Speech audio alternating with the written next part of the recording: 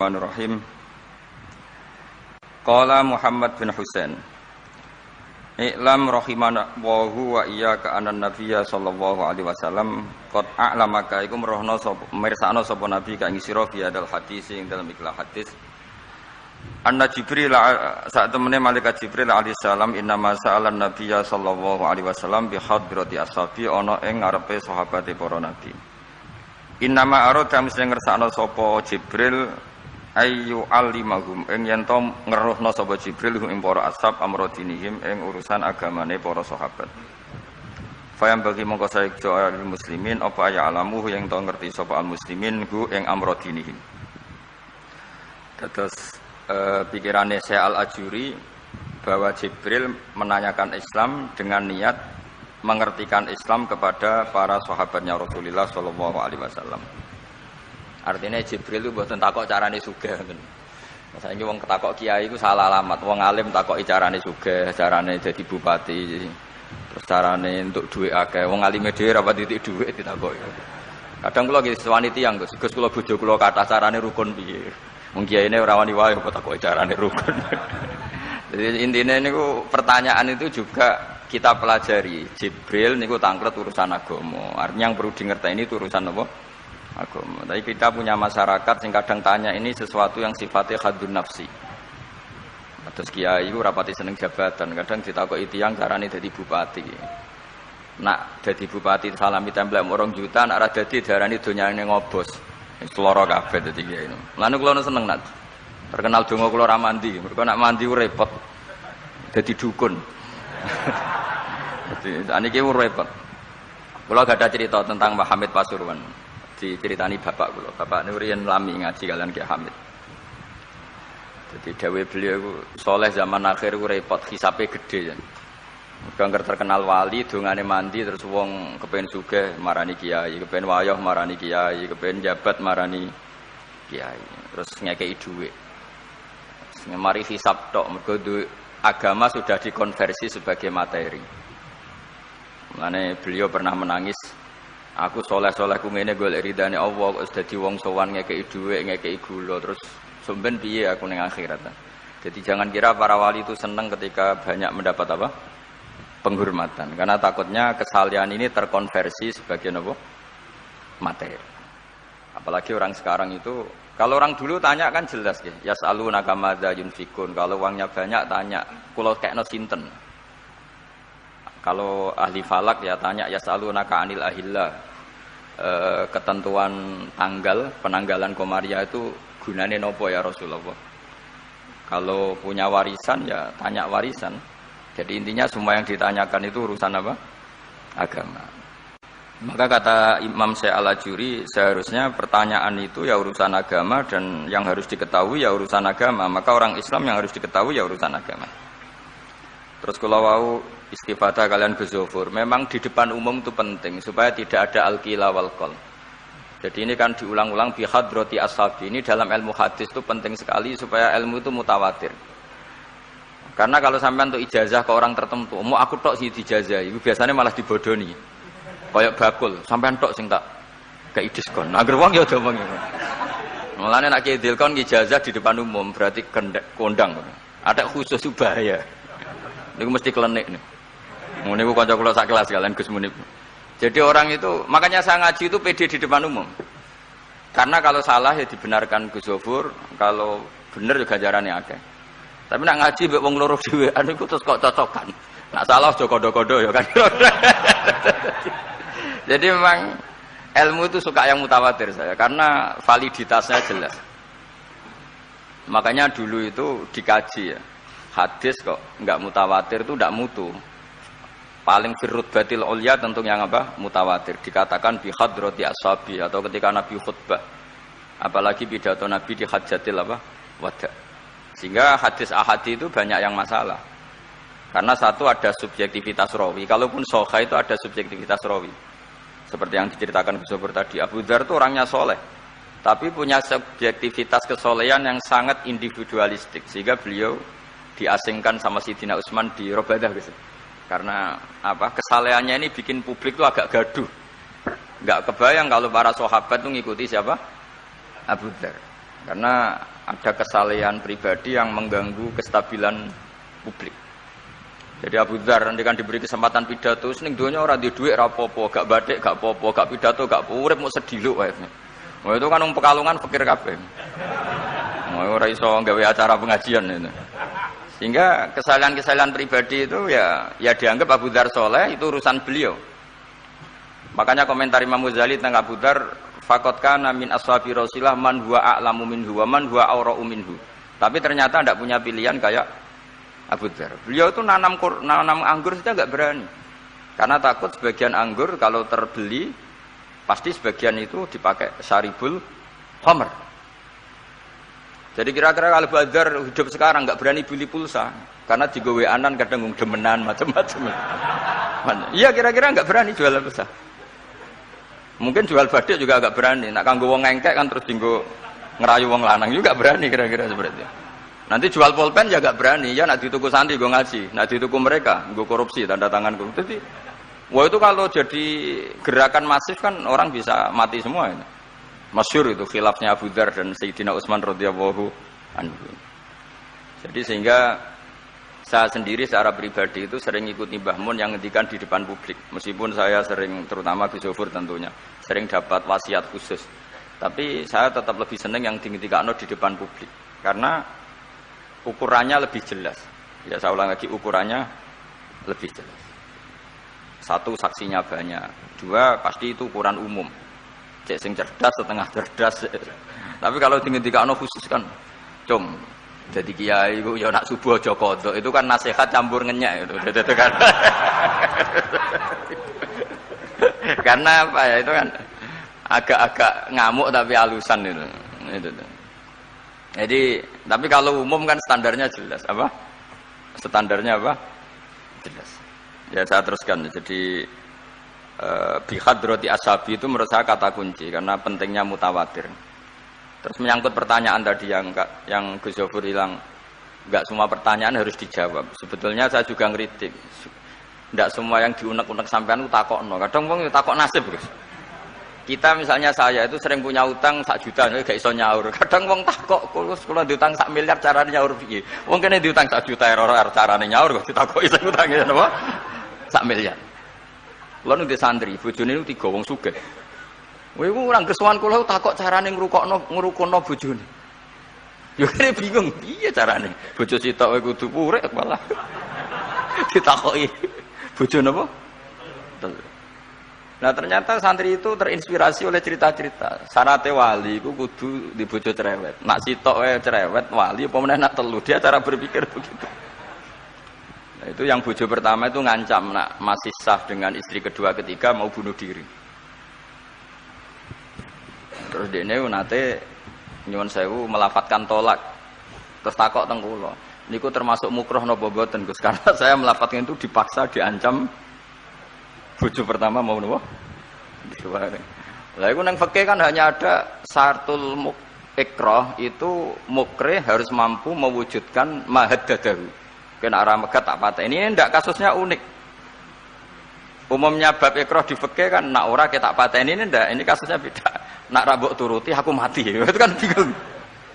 Ya saya sebarin Gus Zofur ya jawab wallahu a'lam. Nunggu Jibril ya sudah akan datang. Artinya gini ya. Problem kita kekinian itu setiap masyarakat punya iskal atau punya grundel itu ditanyakan kiai. Padahal seharusnya tidak sesuatu yang harus apa ditanyakan. Misalnya koyo gawane di bojo akeh ya mesti sumpek ngurmat wong wedok sitok sumpek apa meneh telu. Terus gawane wong duwe utang akeh ya sumpek. Hal-hal seperti itu kan lazim. Sebenarnya enggak perlu ditanyakan, biasa wae standar. Tapi kita ini sering menuntut orang lain menjadi solusi ya bagi orang itu. Makanya saya kalau ngajar di Jogja itu sering cerita begitu. Problem orang kota itu adalah kalau punya beban itu dibebankan ke negara atau ke kiai atau ke ustaz. Padahal beban ini sebagai hukuman karena kesalahannya apa? Sendiri. Saya masih ingat betul ketika kasus Aid. Mbah Mun itu orang yang sangat syafiq li ummati, sangat syafiq lah, sangat syafaqah pada umatnya. Ketika ada seorang dokter peneliti obat Aid, itu sangat tertantang, dia sangat obsesi bisa menyembuhkan aid. Aid yang karena free sex ya, bukan karena ketularan. Saya ulang lagi, yang karena seks bebas bukan karena ketularan. Itu tidak biasanya yai duko. Baru pertama itu saya melihat yai itu agak duko. Terus beliau tidak jawab, tapi setelah dokter itu pulang ngendikan begini. Pangeran itu kadang ngersakno kabeh iku ana sangsine. Cara bahasa modern ana sangsine. Ya tujuane pangeran iku wong ben tobat ben balik nang Allah. Jadi ana wong uripe ngawur diutang, ya sangsine wong urip ngawur diutang ben uripe apik. Intinya Mbah Mun mau ngendikan kesalahan niku pantese ya ana sangsine ben wong tobat. Lah saiki kiai iku nek ditakoki ngono berusaha cari solusi sanksi iku, padahal Allah kepengen memberi sanksi. Enggak sampean misalnya zaman mondok ra sregep terus bareng saiki dadi kiai bingung terus kula kan dadi solusi Gus kayak donga laduni. Wong pangeran ngekeki sanksi kuwe zaman mondok ra sregep. Ben ora rasane isin maca keliru di depan umum. Malah yo ijazah napa? Laduni. Jadi itu pelajaran bagi saya menurut saya. Jadi kata Mbah Mun la'allahum yarji'un itu la'allahum yantahun yang di Quran itu satu kesalahan itu pasti Allah itu menghendaki ada apa? Sanksi. Tentu maksudnya Allah baik supaya tobat. Tapi sekarang sanksi itu mau dihilangkan. Kadang konsultannya itu kayak bojo kepengen minggat. Sing lanang tak takoki kene apa? Mun lami Gus boten kula nafakoi. Ya aku yang mending normale iku minggat iku wis terlambat bojomu kepengen minggat saiki iku terlambat. Kudune wis wingi-wingi. Normale wong lanang ra tanggung jawab, mencen sanksine bojone minggat. Itu kula kiai ini ra perlu memberi napa? Solusi. Tak takoki lah minggate ning diteng tiyang tuane. Berarti bojomu pinter. Wis ngerti sing lanang ra kena deloki melok wong tuane ya menika. Dadi nah seperti itu menurut saya semua kiai itu harus kayak saya dalam bab itu. Tapi mereka nyari donga, piye bojo iki ra dicukupi lah seneng. Terus golek akeh pengasih, golek jimat. Akhirnya Mbah Mun nate cerita, sing kula malah tak kenang sih. Akhirnya kiai ini nganti lali ya. Ana wong melarat ijazah kiai. Berhubung kiai ini ku isin muni ra iso dijazahi duha mek donga. Kiai ini ku lali nak dhewe fakir. Akhirnya yang minta ijazah itu ditimbali Mbah Mun. Rene tak ijazahi. Kowe yo ijazah duha mek sapa kiai iki. Lha kiai ku dhewe fakir kok mau jalu ijazah. Jadi ijazah ya aku sing wis sukses dadi kiai sugih. Artinya apa? Bener ceritane Gus Sofur, gara-gara setiap pertanyaan niku memaksakan bisa jawab. Wis koyo kok ning pondok lho, wis karuan dene dhewe Joko tuwa. Lho kok ngekek ijazah mahabbah. Dene pondok ganti Joko tuwa. Itu di pondok mana-mana Gus, itu ada ijazah laduni. Padahal sing ijazah iku ya tau ra munggah. Sekolahnya ora tau munggah. Ngono dicalon ijazah laduni yo. Coba di pondok-pondok beredar gak ijazah ketemu Nabi Khidir? Beredar. Padahal yang ijazah juga gak pernah. Nah itu karena yang diceritakan Gus tadi, memaksakan bisa. Jadi karuan dekne dhewe ra iso ya santai wae. Nah aku pengen ngipi ketemu Rasulullah itu beredar gak ijazah itu? Mungkin Pak Dil kan yang pernah mengijazahkan itu. Tapi ya ora tahu. Sampe tahu ngijazah niku Pak Zakaria? Oh, ya. Jadi apa? Ijazah terus ya. Karena jubir Torekoh nih. Jadi intinya kalau tidak bisa ya bilang saja tidak bisa. Sampai apa? Jangan kita lupa tadi ya. Sampai lupa daratan tadi. Karena problem negara kita termasuk itu. Semua intelektual, semua pakar kalau ditanya problem negara itu semuanya jawab. Maksudnya kan gaduh.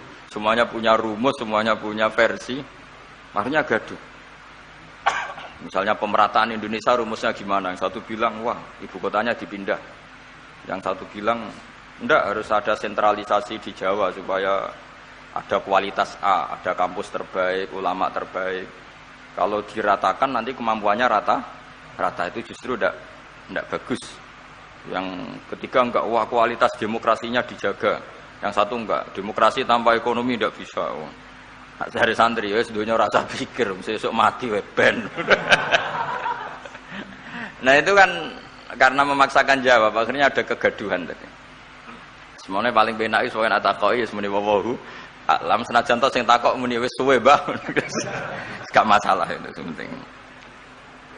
Ya saya teruskan. Wa amal imanu fawajibun ala kulli muslimin ayyumina billahi azza wa jalla wa bi jami'i malaikati wa bi jami'i kutubihi allati rupane kutub anzalha Allah ala rusulihi wa bi jami'i anbiya'ihi wa bil mauti wa bil ba'si min ba'dil mauti wa bil jannati wan nar. Wa bimalan kelan perkara jaat bihi pala saru pira-pira hadis utawa pira-pira riwayat fi ahaditsa ing dalem pira-pira hadis ukhra kang liya-liya. Mislu ayyumina bisirat kelawan timbangan wal kelawan rat apa wat. Nah kiye kono maknane wat jembatan wal mizan wal khaut wasyafa'ah wa bi adzabil qabri lan termasuk ini sing khasi ahli sunnah wa bi kaumin dan iman kelan anane kaum yukhrajuna kang dentokno sapa kaum minan nari saking neraka. Ini yang mulai khasnya ahli sunnah wal jamaah aswaja kita harus iman kalau nanti itu ada keluarga. Saya tahu persis teks ini ada di Sahih Muslim ketika zaman tabi'in yang masih ada sahabat banyak. Sebetulnya bukan zaman tabi'in banget karena zaman itu masih banyak apa? Sahabat. Itu mereka cara berpikir sudah semua ahlun nar itu redaksi di Quran tuh khalidina fiha. Sehingga zaman tabi'in sudah banyak yang berpikir enggak ada kemungkinan orang sing yukhrajuna minan nar. Sehingga terus ada kafilah itu ada delegasi, ayo kita ke Madinah, semoga kita ketemu sebagian ashabu Rasulillah. Sehingga cerita akhirnya ketemu beberapa sahabat. Di situ diceritakan ada Jabir, ada beberapa lah yang sahabat sepuh bahkan. Nah, terus si Jabir ini, sahabat Jabir ini cerita kalau itu memang ada bisa syafaati Rasulullah Shallallahu Alaihi Wasallam. Tapi satu kontingen ini yang tetap berpikiran tidak ada syafaat itu banyak. Alasannya semua cerita tentang ahlun nar adalah khalidina fiha. Ketika Jabir masih hidup itu ya sempat terjadi debat. Loh itu yang khalidina fiha itu amma ahlun nar alladzina hum ahluha. Memang dia berhabitat neraka, memang alamatnya neraka. Kalau orang mukmin atau orang muslim itu tidak punya alamat neraka, cuma dia singgah. Yang cari pengalaman apa tidak tahu, pokoknya dia itu singgah. Nah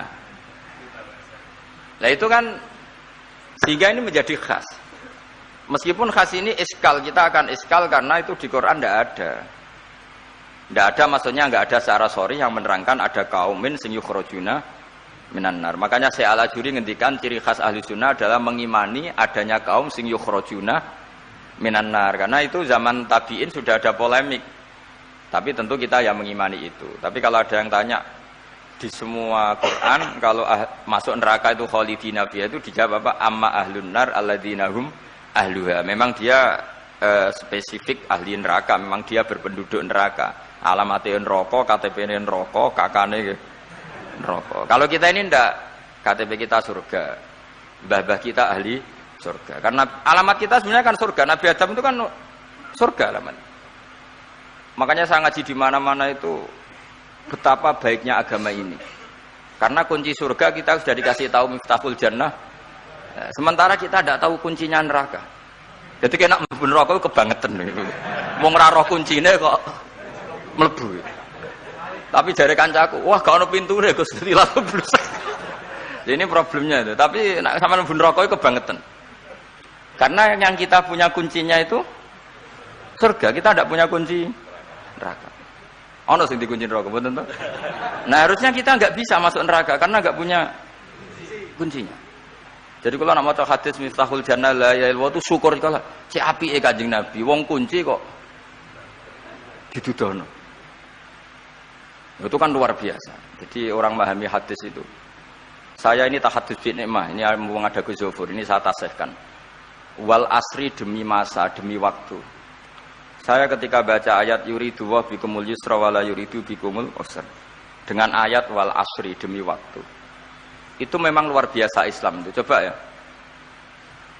Kita baca kalimat tauhid itu kan hanya butuh waktu setengah menit, mungkin tidak ada la ilaha illallah Muhammadur Rasulullah. Waktu yang sesingkat itu bisa menghapus kekafiran di masa lalu. Jadi misalnya orang kafir 70 tahun itu terhapus kekafirannya hanya dengan singkat melafadzkan la ilaha illallah Muhammadur Rasulullah. Dan waktu pas dia melafadzkan syahadat ini momen paling dikenang ketika nanti di akhirat. Wal asr demi waktu. Jadi artinya apa? Momen terbaik kita adalah ketika melafadzkan itu. Dan kalimat itu mudah. Dan sah asal belum yughorghir, belum kelerek-kelerek sah. Dan tanpa syarat. Misalnya sholat tidak butuh suci, butuh nutupi aurat, butuh melakukan rukun dan syarat. Syahadat enggak. Lau talaffadza kafirun bi hadhi syahadah mesti apa sohat hadhi syahadah. Padahal kafir urung adus ijek junub. Itu langsung sah. Betapa mudahnya agama ini. Kalimat yang menyelamatkan orang-orang dari neraka kemudian enggak banyak prosedur untuk menjadi sah.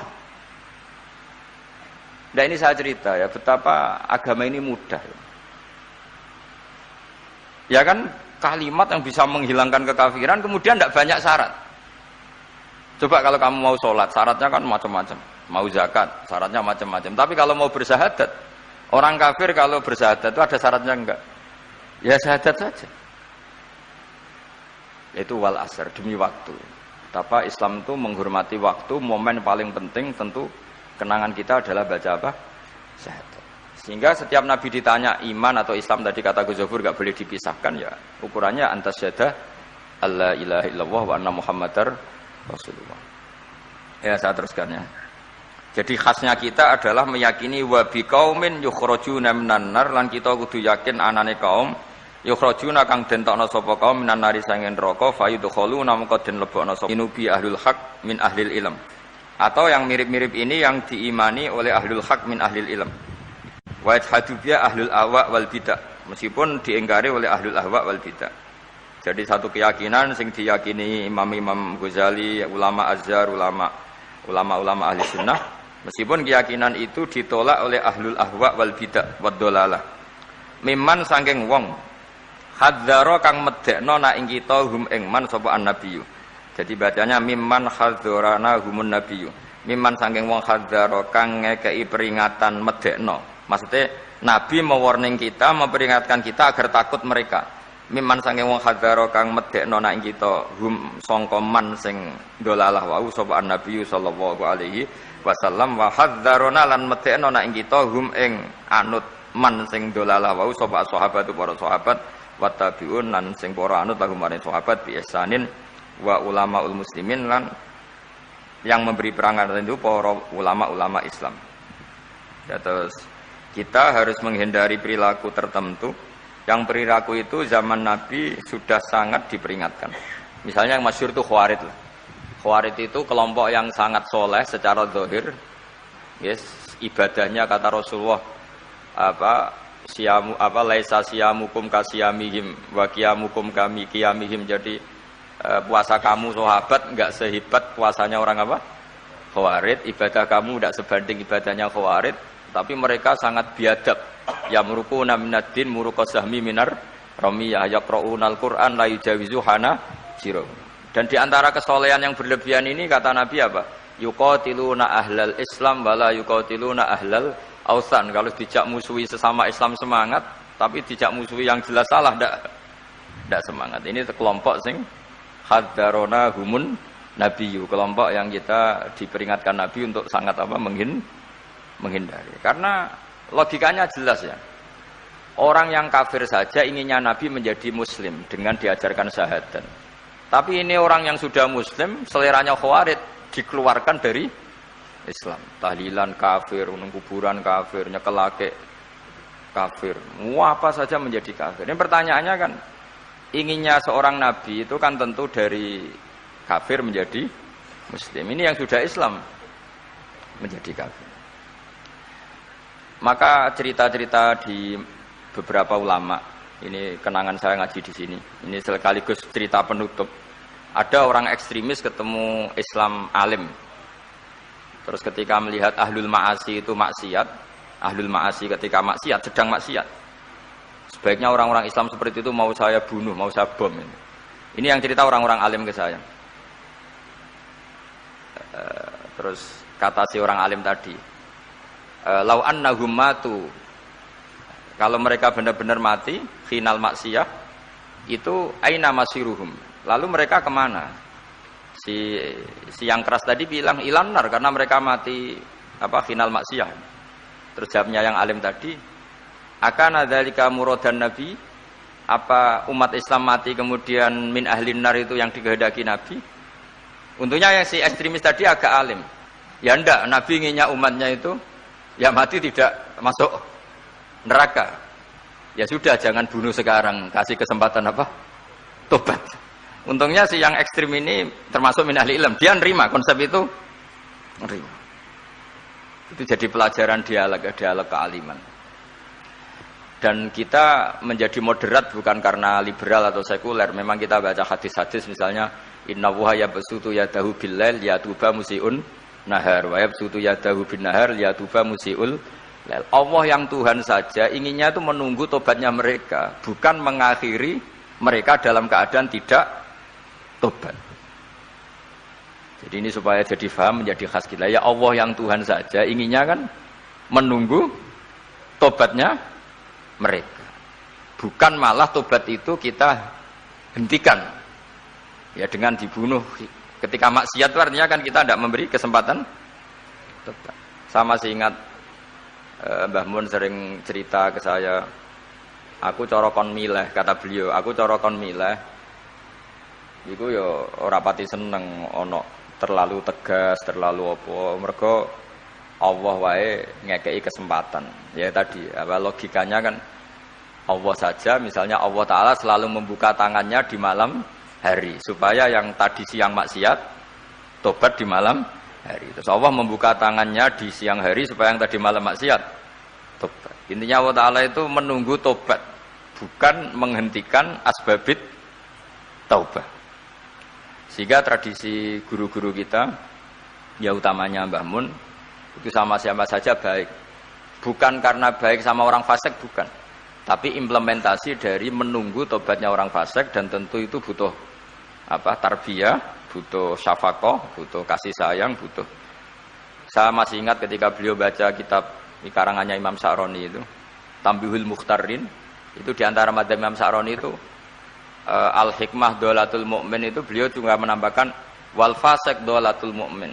Bukan sekedar al-hikmah dolatul mu'min, tapi al-fasik juga dolatul mu'min. Karena ketika seorang mukmin fasik ini seperti barang yang hilang, dia tercerabut dari akarnya, yaitu akar keimanan dan keislaman. Maka kita-kita, kata Imam Sa'roni, kita-kita sebagai orang soleh harus menemukan mereka atau mengambil mereka untuk kembali. Jadi ini komitmen kita sebagai murid Mbah Mun, sebagai murid Syekhina Al-Alamah Kiai Maimun, supaya orang itu terbiasa seperti sifatnya Allah. Itu kan diulang-ulang, takhallaku bi akhlaqillah. Padahal jelas di Quran, ya qul ya ibadiyalladzina asrafu ala anfusihim la taqnatu mir rahmatillah. Dan Allah masih memanggil wa anibu ila rabbikum, ayo kembali, ayo kembali. Kan enggak fair. Allah yang Tuhan saja, yang Al-Ghaniyul Mutlaq menyuruh mereka kembali, kemudian kita mengusir mereka. Jadi lewat ngaji ini ya itu tadi, makanya kita iman wa biqaumin yukhrajuna minan nar. Artinya bahkan di akhirat yang notabene sudah ada amal, itu saja inginnya Allah sama orang Islam kaumun yukhrajuna minan nar, bukan malah diblesno gitu. Lah ya akhirat yang notabene sudah enggak ada amal, itu saja kaumen yang mukmin, apalagi tau mondok, apalagi grup hima, itu tapi ra usah moron rokok, kula pesene ra usah moron rokok. Itu inginnya itu yukhrajuna minan nar. Makanya kalau baca hadis itu harus ada zauq. Selain ilmu itu harus ada zauq. Betapa syafaqatu Rasulullah sallallahu alaihi wasallam. Inginnya semuanya itu yadkhulunal jannah. Kalaupun ada yang masuk neraka, yang orang Islam tuh, tetap obsesi Rasulullah, cita-cita beliau adalah yukhrajuna minan nar. Makanya masyhur itu, wala sawfa yu'tika rabbuka fatardah. Jawab Nabi, la ardo wa wakhidun min ummati finnar. Saya tidak akan ridho ya Allah, tidak akan puas wa wakhidun min ummati finnar. Satu dari umatku min ummatil ijabah minan nar. Makanya saya setuju dengan Syekh Al-Ajuri, kita sebagai ahli sunnah di antara khasnya apa? Iman adanya kaum sing yukhrajun.